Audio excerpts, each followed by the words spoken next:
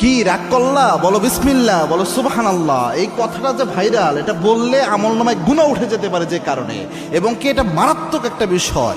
দুইটা বিষয় এখানে রয়েছে। আপনারা দেখছেন যে কিছুদিন পর পরই সোশ্যাল মিডিয়াতে একটা ট্রেন্ডিংয়ে আসে, কাঁচা বাদাম থেকে শুরু করে একটার পর একটা ওই কিরে মধু মধু এরকম জিনিস পোলাপান এটা ছড়ায়। তো এই যে একটা দেখলাম ভিডিওতে সোশ্যাল মিডিয়াতে, হাত দেখতেছে গণকের মতো, সে হাত দেখাচ্ছে আর এমন কথা বলতেছে যেটা জীবন সকলের জীবনের সাথে মিলে যেতে পারে।